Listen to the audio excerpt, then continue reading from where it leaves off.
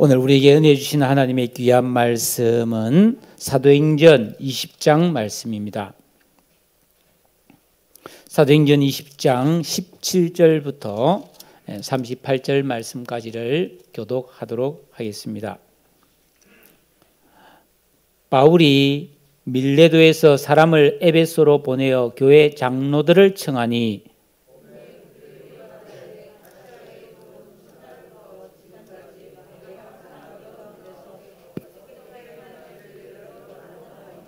곧 모든 겸손과 눈물이며 유대인의 간기로 말미암아 당한 시험을 참고 주를 섬긴 것과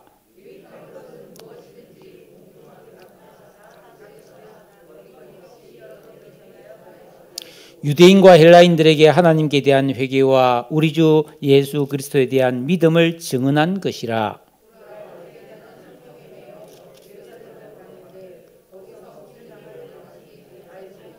오직 성령이 각성해서 내게 증언하여 결박과 환난이 나를 기다린다 하시나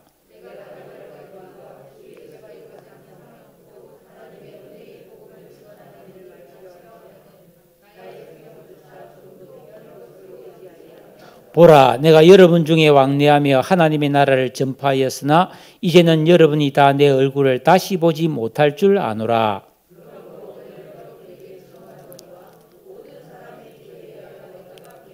이는 내가 끓이지 않고 하나님의 뜻을 다 여러분에게 전하였음이라.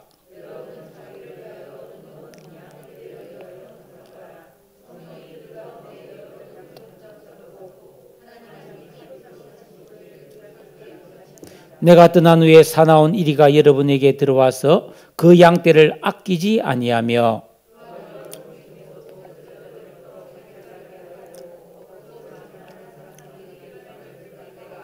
그러므로 여러분이 일깨어 내가 3년이나 밤낮 쉬지 않고 눈물로 각 사람을 훈계하던 것을 기억하라.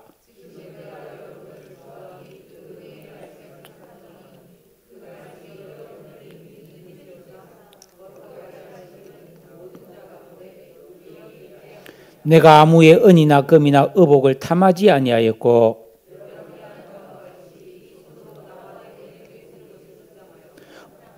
범사에 여러분에게 모본을 보여준 바와 같이 수고하여 약한 사람들을 돕고 또 주 예수께서 친히 말씀하신 바 주는 것이 받는 것보다 복이 있다 하심을 기억하여야 할지니라.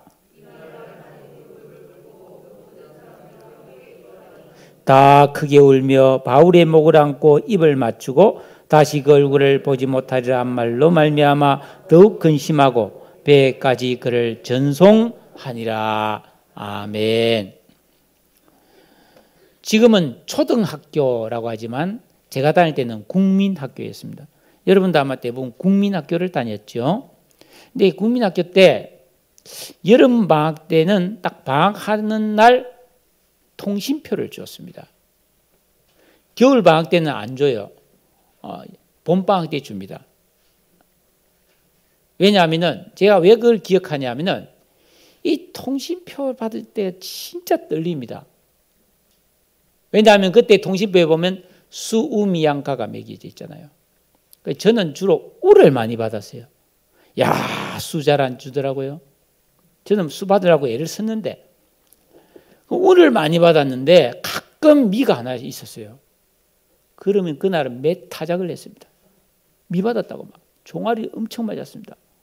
우리 큰 누나한테. 그래서 막 떨리면서 그 성기표를 열어봤던 기억이 났는데 제 친한 친구가 수를 받으면 그렇게 부러울 수가 없었어요. 자, 여러분들은 국민학교 때 수 좀 받아보았습니까? 네. 최근에 글을 읽는데 이런 이야기 했더라고요. 이 수미양가의 뜻을 이야기했는데 수는 빼어나다, 우는 넉넉하다, 미는 아름답다, 양은 좋다, 어질다, 가는 가능성이 있다. 다 좋은 의미예요.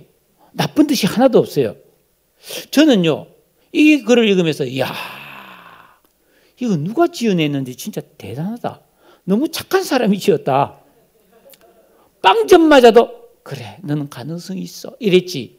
너 망해라. 그래서 예를 들어서 가라고 하지 않고 망 이래서 얼마나 그게 참 비참하겠어요.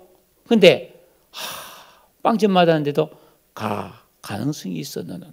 이렇게 성적을 줬다는 것에 대해서 참 기회예요. 그런데 우리는 그때 그렇게 생각 안 했어요. 받으면 이게 진짜 이게 몹쓸 아이가 되는 것 느낌이었어요. 저는 가는 안 받아봤습니다. 근데 이제 우리 또 한 반에 있는 친구 중에 진짜 공부 못한 애가 있었어요. 그러나 잘한 게 양이고 가가 많았어요. 그래서 우리는 걔를 양갓집이래, 양갓집 자식이라 그랬어요. 그래서 네 인생은 수미양가가 아니고 가양미우수다 이렇게 놀린 그런 기억이 생생하게 납니다. 우리가 2021년 한 해를 거의 다 살았는데 여러분의 신앙생활은 수미양가에서 뭐 같습니까? 여러분의 가정생활, 여러분의 사회생활, 여러분의 헌신과 봉사와 남을 사랑한 계명을 지키고 순종하고 기도한 여러분의 성적은 수미양가 중에 무엇일 것 같습니까? 나를 사랑하여 구원하여 자녀 삼아주신 하나님께서는 내가 너무너무 부족하고 연약해서 가를 받았을지라도 나의 가능성을 여전히 보고 계실 줄로 믿습니다.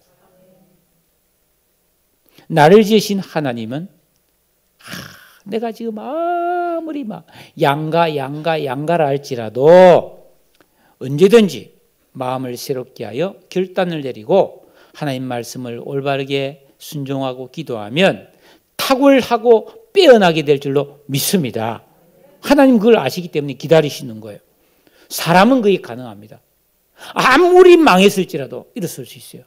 아무리 망가졌더라도 회복될 수 있어요. 그게 하나님의 형상을 가진 사람이라는 거예요. 예? 여러분 그러니까 내년에도 가받으셔도 돼요.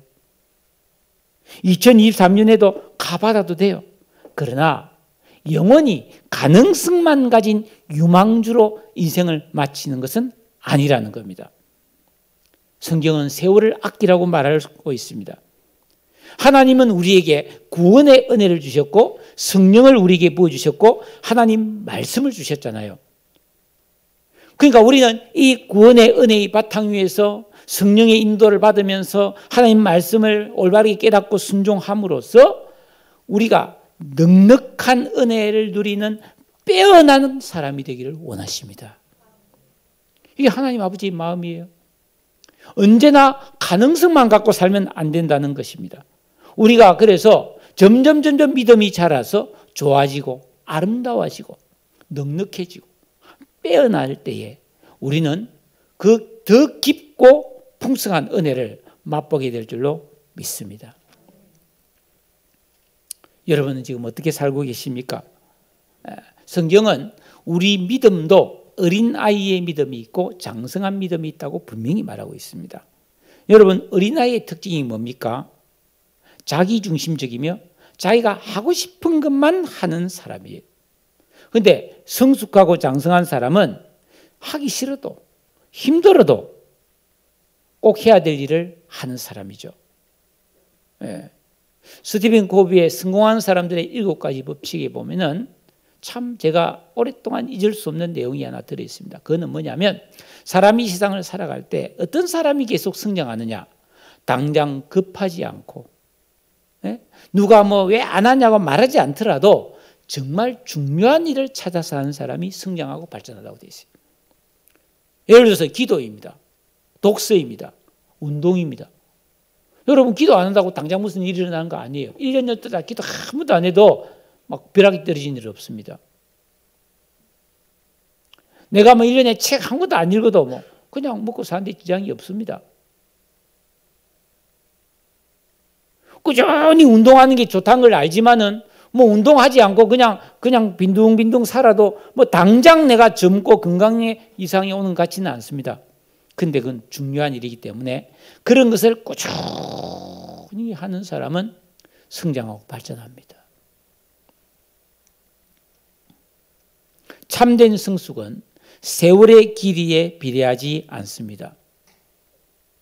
그렇기 때문에 여러분 우리 주변에는 나이가 많은 어린아이가 있을 수 있고요. 아주 젊은데 성숙한 사람도 있을 수가 있다는 것입니다. 일평생을 살아가면서 한 번도 인생의 깊이와 새로움을 맛보지 못하고 평생 짝이라는 욕망의 굴레에 매여 사는 사람도 있고 매주 매일 날마다 새날을 살아가는 사람도 있습니다. 왜냐하면 사람은 자기 마음과 생각이 성숙해지는 만큼 내 삶의 의미가 새롭고 가치가 달라지기 때문이에요. 이게 하나님께서 우리 인생에 대해서 만들어 놓은 원리라는 거예요. 원리, 법칙입니다. 한 해의 마지막 주일을 보내면서 내가 지난 1년간 어떻게 변화했는가를 생각해 봅시다. 저는 이제 우리 교회 지금까지 해왔던 모든 사진들이 다 있거든요. 지난 한 18년간 있던 걸 그걸 보면은 내가 참 많이 변했다는 걸 느낍니다. 내 얼굴 모습도 참 많이 변했어요.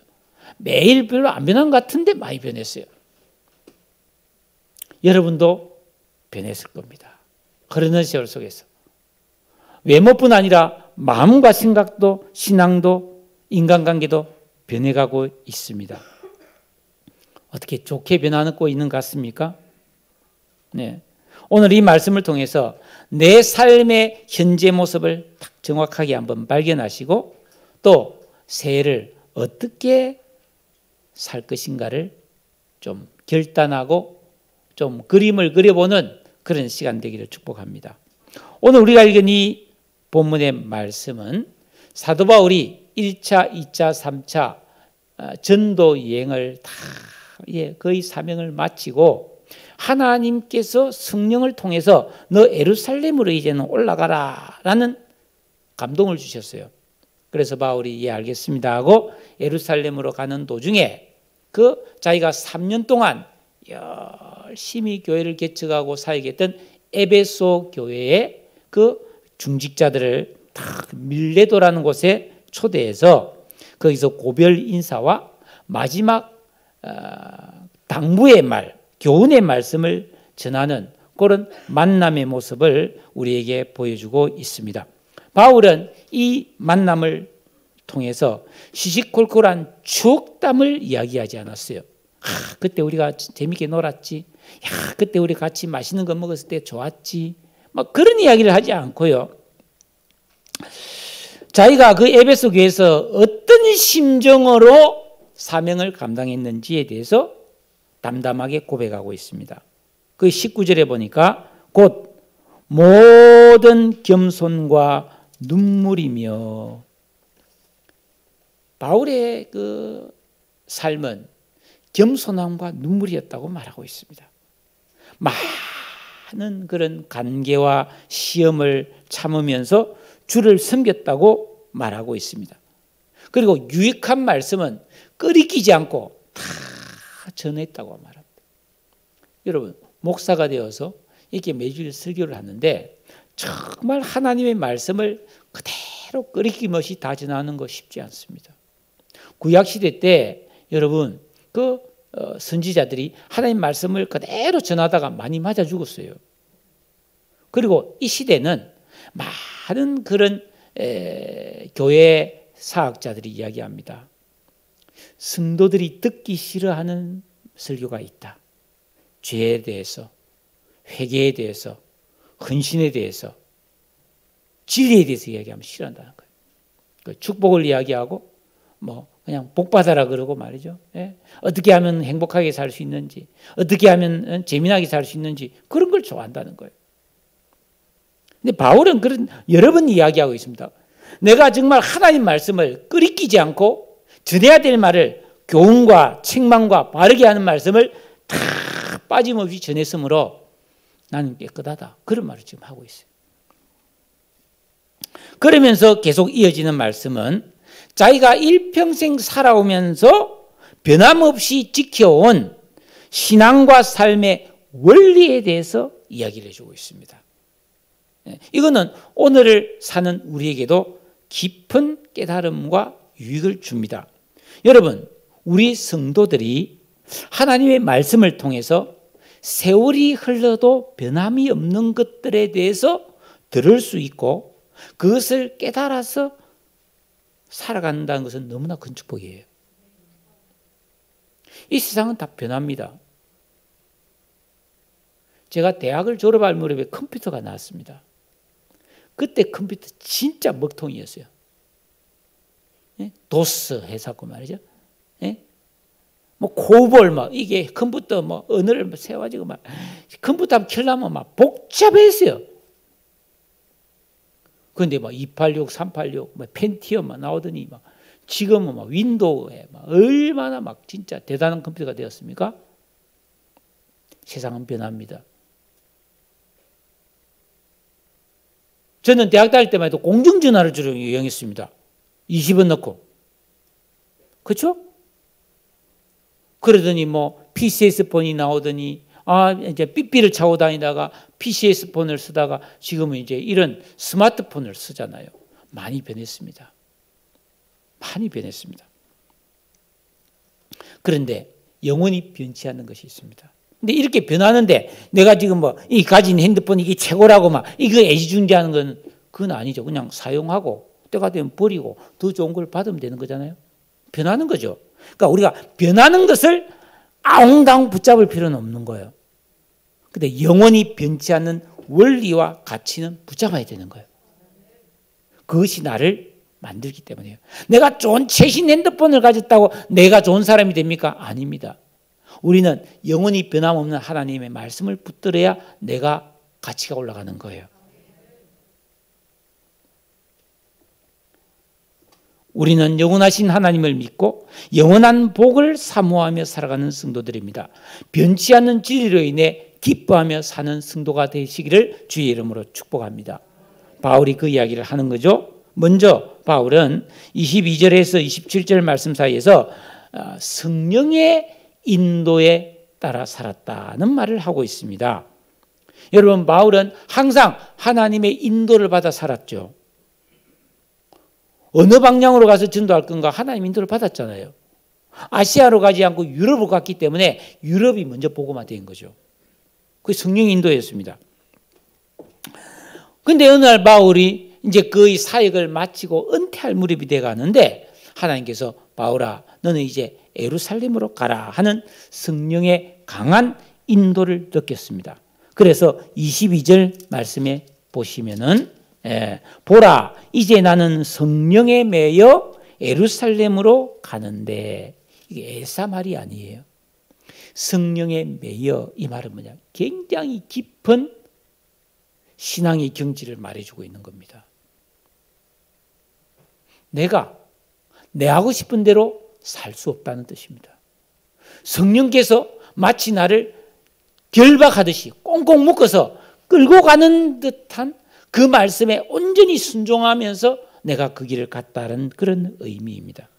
그러니까 내 의지와는 무관하게 하나님의 강력한 인도를 받아서 살았다는 뜻이에요. 이런 삶에서 능력이 나오고요. 기적이 나오고요. 하나님의 역사가 일어날 줄로 믿습니다. 자, 그런데 바울이 그런 성령의 인도를 따라 예루살렘으로 가는데 그 예루살렘이 가면은 꽃길이 아니라는 거예요. 거기 가면은 환난과 결박이 기다리고 있고 엄청난 고생을 하게 될 거라는 겁니다. 가시밭길이라는 겁니다. 자, 가야 될지 말아야 될지 고민이 되죠. 네? 그래서 바울이 그래도 성령이 너무나 강력하게 이끌기 때문에 자기가 뭐 어떻게 할 수가 없어서 그냥 예루살렘으로 가고 있습니다. 가는데 가는 도중에 만나는 사람마다 기도 좀 한다는 사람은 다 가지 말라고 말해요. 당신이 예루살렘 가면 엄청난 환난을 겪을 테니까 가지 말라고 계속 만류합니다. 그 말 맞아요, 틀려요? 맞아요. 정확해요. 저는요, 이 바울의 삶에서 제가 참 많은 걸 깨닫는데 예루살렘 가면 고생한다. 가지 마라. 맞는 말 같은데 틀렸어요. 정확한 말인데 틀렸다고요. 여러분, 내가 아무리 고생하고 어려운 길을 간다 할지라도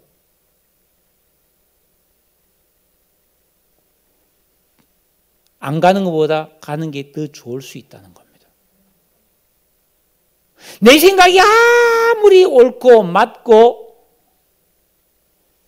정확하다 할지라도 틀릴 수 있다는 겁니다. 우리는 이걸 생각해야 됩니다. 내가 결정하고 판단하고 이거는 진짜 맞는 말이고 진짜 옳은 일이고 진짜 누구라도 이렇게 하는 일을 할지라도 그건 틀릴 수 있는 거예요. 오직 하나님의 뜻만이 완전한 거예요. 성령께서 가라고 하는 그곳에 환란이 있고 결박이 있고 가시밭길인데 그거 어찌해야 됩니까? 바울은 그런 상황에서 24절처럼 결정을 했습니다. 24절 우리 같이 한번 읽어볼까요? 시작. 내가 달려갈 길과 주 예수께 받은 사명 곧 하나님의 은혜의 복음을 전하려 하면 나의 생명조차 조금도 귀한 것으로 여기지 아니하더라. 여러분, 성령의 역사, 하나님의 인도하심이 있어도 결정은 누가 합니까? 내가 하는 거예요. 너희들 출애굽해라. 하나님이 결정해도 내가 출애굽해야 되는 거예요. 나는 가만히 있는데 성령께서 번쩍 들어서 예루살렘에 데려다 주는 일은 없다는 겁니다. 여러분, 예수님도 겟세마네 동산에서 십자가 지는 게 너무너무 고통스러워서 그거 안 지고 싶어 했어요. 피하고 싶어 했잖아요. 그렇지만 기도한 다음에 이건 내가 가야 된다. 그래서 내 뜻대로 마옵시고 아버지의 뜻대로 되기를 원합니다 하면서 십자가의 길을 가시잖아요. 결단해야 됩니다. 우리 스스로 고민과 갈등의 벽을 넘어야 됩니다. 여러분, 예수 그리스도를 믿는 것은 인생의 방향을 믿음 안에서 결정하는 거예요. 쉽고 편한 길, 내가 원하는 길을 찾아가는 삶이 아니에요. 하나님이 기뻐하시는 곳, 나의 구원을 더 잘 이루어갈 수 있는 곳, 하늘의 보물을 쌓고 영원히 상을 받는, 하나님께서 잘했다 칭찬할 수 있는 그런 길을 내가 의지적으로 가야 되는 거예요. 어떻게?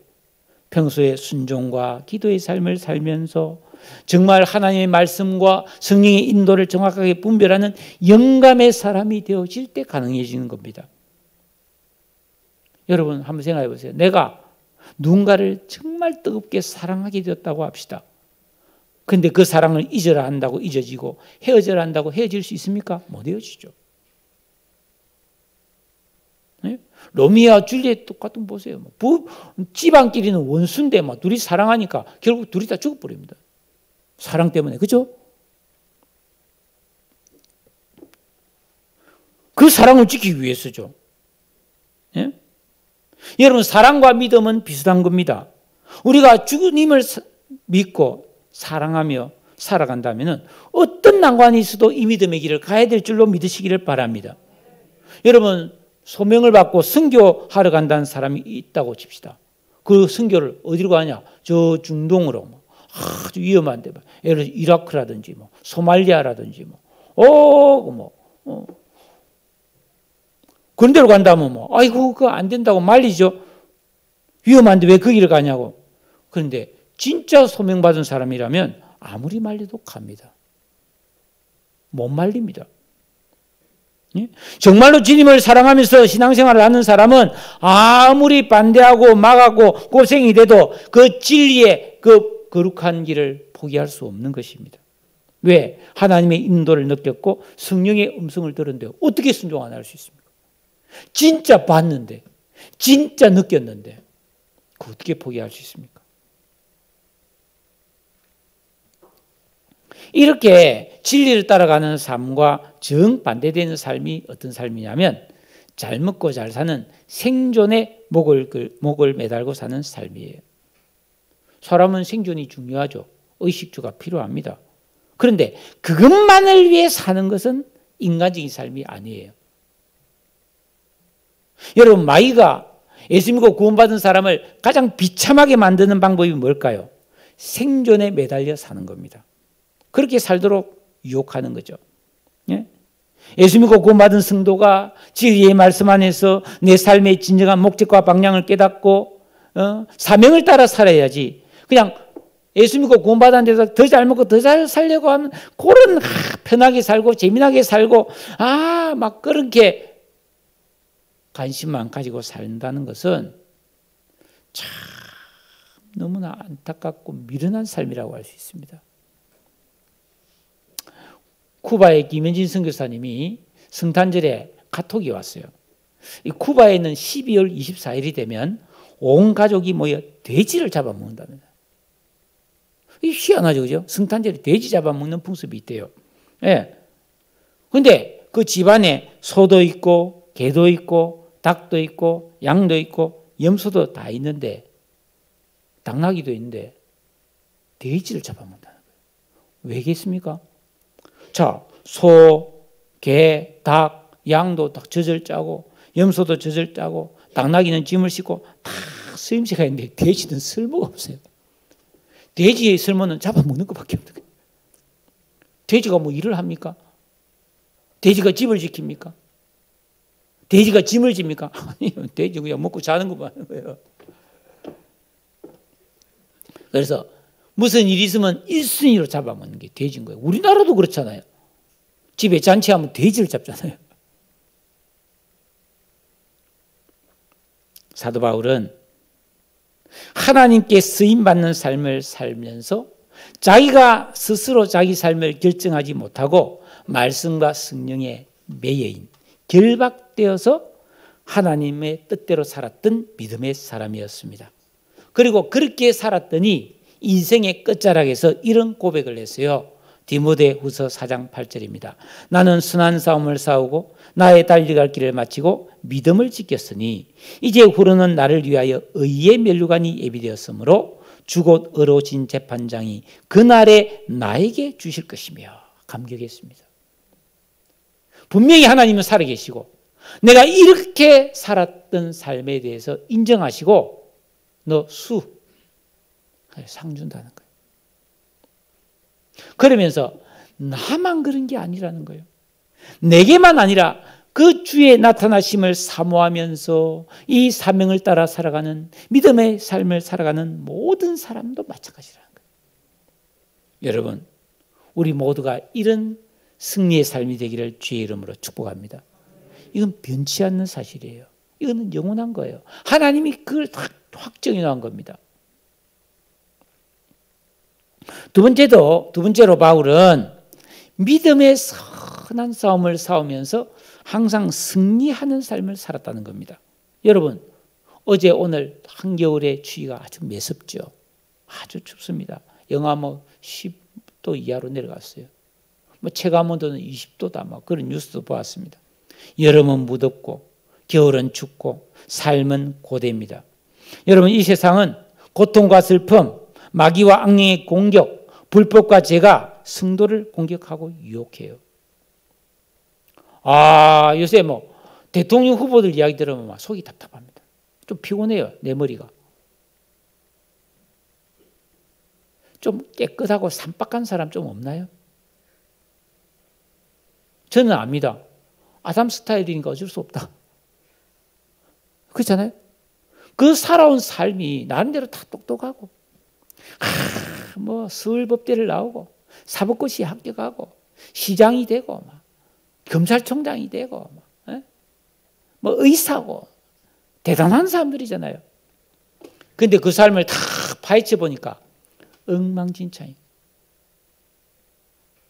거짓이 많고 허위가 많고 범법한 것이 많단 말이에요. 그런데 그 사람들만 그래요? 모든 사람이 그런 거예요. 이런 세상에서 우리는 속상해가면서 살고 있다는 겁니다. 불법과 죄가 성행하면서 우리를 공격하고 유혹합니다. 과거도 지금도 미래에도 우리가 사는 이 세상은 태평성대가 없습니다. 끊임없는 유혹과 환난과 도전이 있는 광야와 같은 길이라는 것입니다. 우리 성도는 이런 세상에 살면서 믿음의 선한 싸움을 싸우고 승리하며 이기며 살아야 될 줄로 믿으시기를 바랍니다. 어떻게 해야 이길 수 있습니까? 어떻게 해요? 돈 많이 벌면 이길 수 있습니까? 건강관리 잘하면 이길 수 있습니까? 천만에요. 그렇지 않습니다.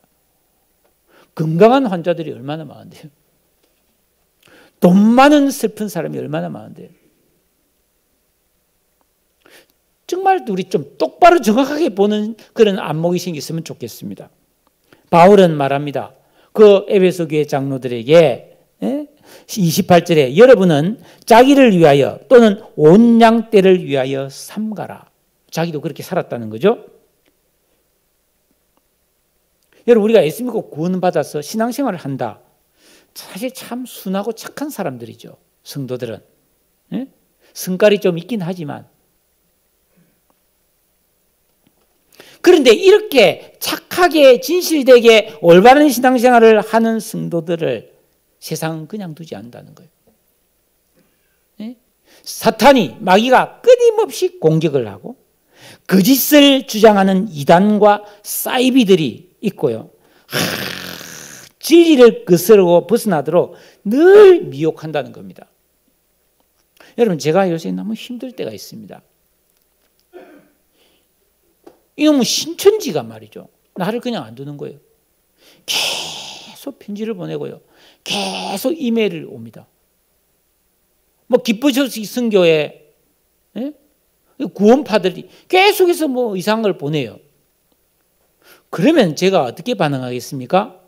처음에는 뭔가를 받다가 지금은 늘 뭐 비슷한 소리니까 오면 찢어버리고 이메일 오면 지워버립니다. 그러면서 제가 어떤 마음을 갖겠습니까?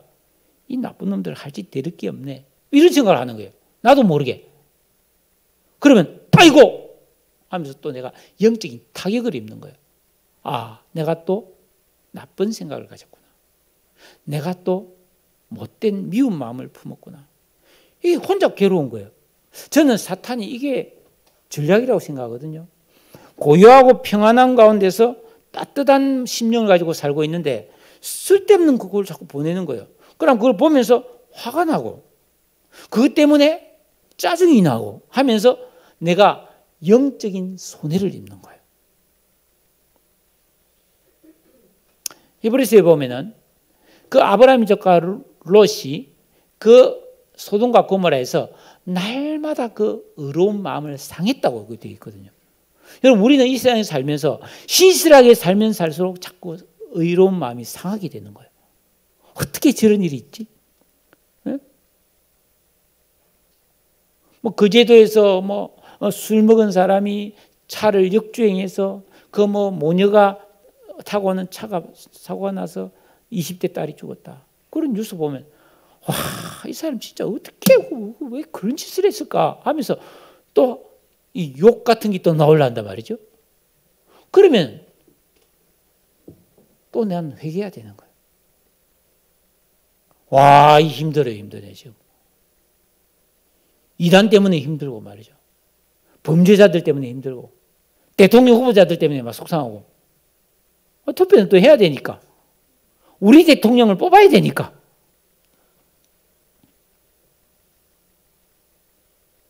이게 영적 싸움이라는 거예요. 이런 싸움이 있다는 거예요. 에? 가끔 가다가 말 같지 않은 소리를 내한테 하는 사람이 있고 에? 해서는 안 될 모습을 나한테 보이는 사람이 있고 특징이 아는 사람이 아니어도 바울도 그렇게 살았다는 거예요. 노골적인 공격을 받으며 살았죠. 어떻게 이걸 이겨낼 수 있습니까? 자기를 위하여 온 양떼를 위하여 삼가라라고 말하고 있습니다. 삼가라. 이 삼가한다는 말이 뭘 조심해라, 절제란 말이 아니고요. 피차 다른 사람들에게 관심을 기울이고 서로 상냥하게 시중 들으라 이런 뜻이더라고. 깜짝 놀랐습니다. 이 원의 뜻이. 우리는 각각 자기를 돌아볼 뿐 아니라 다른 사람을 돌아보는 삶을 살아야 됩니다. 그래서 우리는 가장 좋은 방법이 중보기도하는 거예요. 다른 사람에서 기도해 줘야 되는 거예요. 이게 삼가하는 거예요. 예? 우리 성도들은 주 안에서 지체가 되었고 교회가 되었고 함께 연결되어서 지어져가는 존재입니다.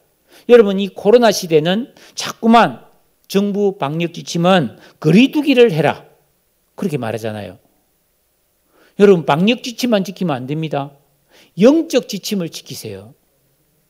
그래서 우리는 몸은 거리두기를 하더라도 우리는 진리 안에서 마음만은 더욱더 끈끈해지고 연합되어져서 피차 사랑하고 섬기는 삶을 살아야 됩니다.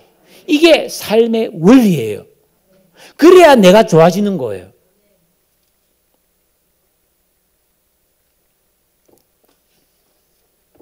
두 번째로는 이 영적 싸움을 싸우기 위해서 은혜의 말씀을 힘입고 든든히 세워져야 된다고 또 말하고 있습니다. 여러분, 바울은 그 에베소 교회에서 3년 동안 온갖 증상 다 바쳐서 밤낮으로 눈물로 하나님 말씀을 전해서 사람들을 가르치고 훈계하는 데 최선을 다했습니다. 왜냐하면은 사람은 건강과 돈으로 세워지는 게 아니라는 거예요. 이 세상에서 성공하고 잘나서 승리하는 게 아니라는 겁니다. 안타까운 소식은 그 유명한 그 마라토너 이봉주 선수 있잖아요. 보스턴 마라톤에서 우승했고 서울 국제 마라톤 우승했고 아시안 방콕 아시안 게임에서 금메달도 땄는데 지금 근육 긴장 이상증으로 거의 뭐 폐인되다시피 해서 누워 있잖아요.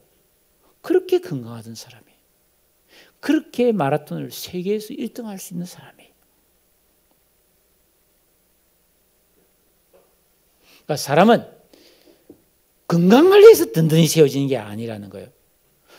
하나님의 말씀의 원리는 말씀과 기도를 통해서 우리 마음을 새롭게 기용하여 새 사람의 거룩한 인격과 양심과 감성이 만들어졌을 때 그 인생이 든든히 선다는 겁니다.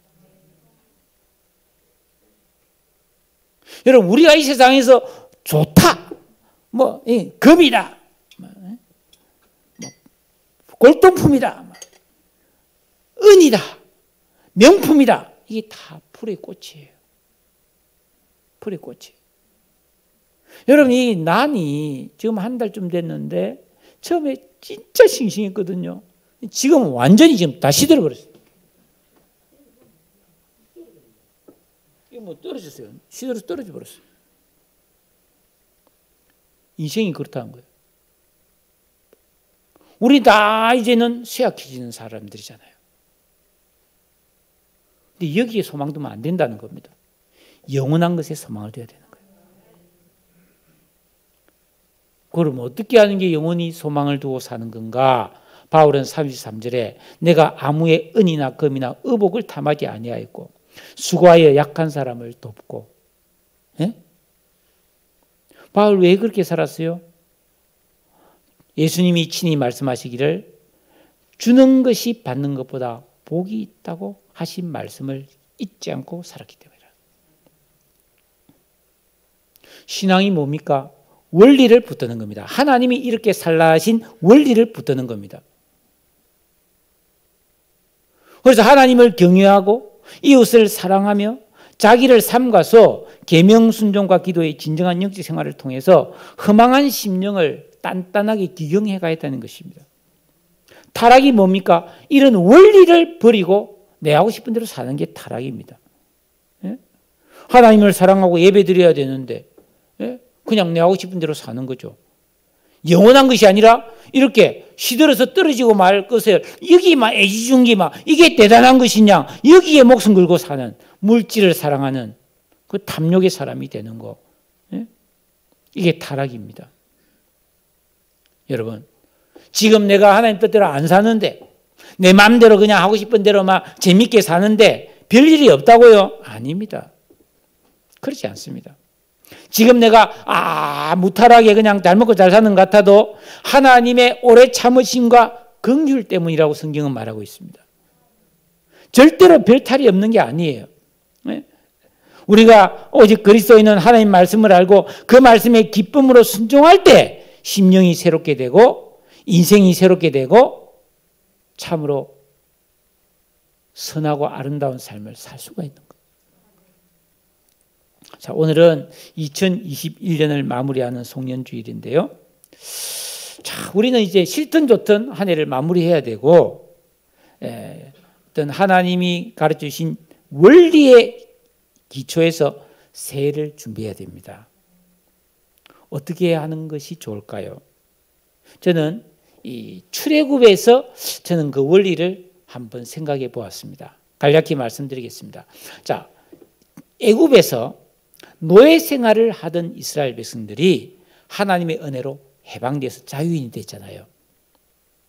그리고 하나님은 이스라엘 백성들을 젖과 꿀이 흐르는 가나안이라는 좋은 곳에 가서 살게 해준다고 약속했습니다. 그런데 그냥 가지 않았어요. 광야를 지나서 갔어요. 그것도 40년. 그래서 우여곡절 끝에 40년 만에 드디어 그 젖과 꿀이 흐른다는, 그 비옥한다는, 그렇게 살기 좋은 낙원과 같은 그 가나안에 탁 들어갔는데요. 충격받았습니다. 성서지리학자들의 연구를 보면 그 젖과 꿀이 흐르는 가나안 땅의 절반은 사람이 살 수 없는 광야입니다. 40년 광야를 지나서 그 가나안에 들어갔는데 거기에 또 절반이 광야라는 거예요. 여러분, 지금도 이스라엘은요, 굉장히 지금 이스라엘이 농산물 수출을 많이 한 나라거든요. 근데 경작지는 전국토의 3%가 안 된다고 말하고 있습니다. 굉장히 척박한 땅이에요, 이스라엘 땅. 여러분, 이스라엘 백성들이 원래 노예살이를 했던 애굽은요, 너무나 비옥한 땅입니다. 비가 오지 않아도요, 나일강이라는 엄청난 강이 있기 때문에 언제나 물이 있어서 농사와 목축을 했기 때문에 그곳은 아주 풍족한 삶을 사는 곳 땅이었어요. 근데 가나안 땅은요, 대부분이 바위 산으로 되어 있고 스키암이고 모래 땅이고 그렇기 때문에 비가 많이 와도 물이 고여 있거나 흐르지 않고 스며 들어가 버리는 거예요. 그러니까 물이 없어요, 물이. 그 비도 잘 안 내려요. 평지가 없어요. 가파르고 바위가 많은 아주 어려운 땅이에요. 참고로 여러분, 그 성경에 보면 선한 사마리아인의 비유가 나오잖아요. 그래서 예루살렘에서 여리고로 내려가는 길에서 강도를 만났죠. 여러분, 여리고와 예루살렘은요, 여리고는 해저 350m, 즉 바다 수면보다 350m 밑에 있는 지역이에요. 근데 예루살렘은 해발 800m예요. 이게 한 10km 되는데 가파른 땅이에요. 그 이스라엘 백성들은 이 길을 왔다 갔다 한 거예요. 그 이스라엘의 성인들은 해마다 3번 성전 가야 되는데 그 척박한 길을, 오르막길을 헐떡거리면서 가야 되는 길이에요. 그래서 시편 121편 1절에 내가 산을 향하여 눈을 들리라. 나의 도움이 어디서 올까? 아이고 힘들다, 이런 뜻이에요. 자, 하나님께서는 젖과 꿀이 흐르는 가나안 땅으로 보내준다는데 뭐 이런 땅으로 넣어줬어요? 하나님 거짓말 하신 겁니까? 아니에요. 우리는 이 사실에서 하나님께서 사랑하는 자기 백성들, 하나님의 자녀들을 이 세상에서 인도해 주시는 삶의 원리, 비밀이 있습니다.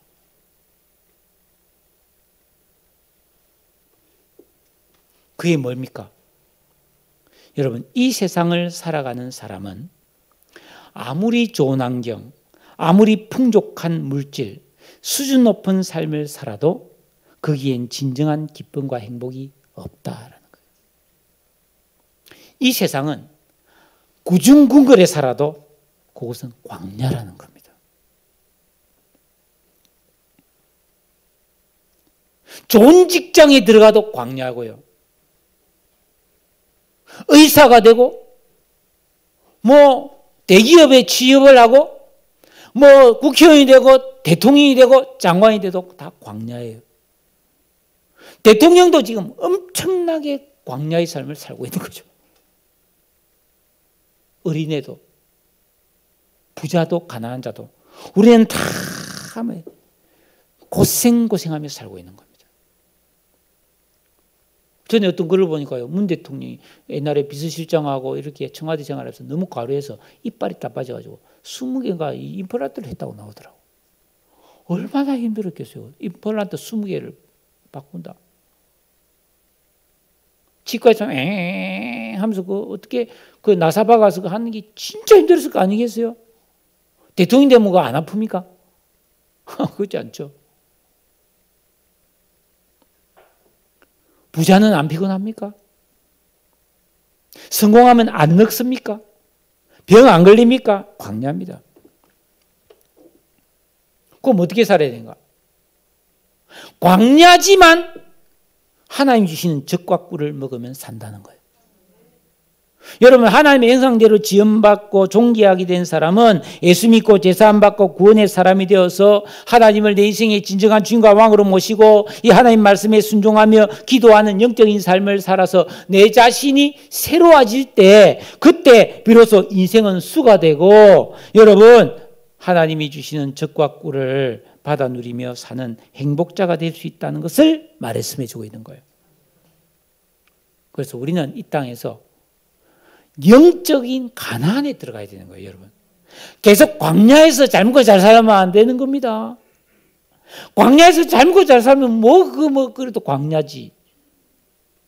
반드시 죽지. 안 그래요? 여러분, 가난에 들어갈 수 있기를 축원합니다. 가난에 들어가면 어떻게 되느냐? 제가 신약 성경 쭉 몇 군데를 찾아봤어요. 가난에 들어간 성도의 모습을 이렇게 표현하고 있습니다. 고요하고 거룩하며 존귀하고 아름답고 말로도 할 수 없는 영적인 내면의 행복감을 맛볼 수 있고 아무것도 없는 것 같은데 모든 것이 있고 약할 때 강해지고 답답한 일을 당하여도 낙심하지 않고 근심하는 자 같으나 항상 기뻐하고 세상이 알 수도 없고 줄 수도 없는 평강을 누리며 거룩하고 존귀한 삶을 살 수 있다. 이게 인간답게 사는 삶이라는 거예요. 여러분, 우리 인생은 공사 중이에요. 수리 중이에요. 온전치 않아요. 하나님 말씀과 은혜로 고쳐지고 가꾸어지고 가고 있는 거예요. 예? 이 거친 광야 같은 세상에서 나그네의 삶을 살아가는 중입니다. 과거에 좋았던 그런 시절도 낙원이 아니고 지금이 아무리 행복해도 광야고 세상이 아무리 좋아지고 내 인생을 아무리 잘 꾸미고 살아도 광야입니다. 수고와 슬픔이에요. 오직 세 사람의 의식과 직업과 인격 만들어서 하나님과 동행하면서 그분이 주시는 젖과 꿀을 먹을 때만이 우리 영혼이 만족하고 진정한 기쁨과 풍성함을 누리며 살 수가 있습니다. 그런 삶이 수입니다. 수. 여러분, 수를 좀 받으세요. 양갓집 교수, 양갓집 자제분이 되지 마시고 전부 다 수를 받는 삶을 사시기를 주의 이름으로 축복합니다. 탁월하고 빼어난 믿음의 사람이 되셔야 됩니다. 하나님은 그래서 우리에게 말씀과 성령을 주셨거든요. 여러분, 한 해 마무리하세요. 해야 됩니다. 안 할 수 없어요. 시간 갑니다. 새해는 여러분 가나안에 들어갈 목표를 가지시기 바랍니다. 더 이상 광야에서 그냥 콩닥콩닥 살려고 하지 마세요. 나 이제 가나안으로 가야겠다. 성큼성큼 걸음을 빨리 하고 힘을 다해서 가나안을 향해 가는 우리 모든 함께 가는 우리 성도 되시기를 주의 이름으로 축복합니다. 우리 같이 한번 기도하겠습니다.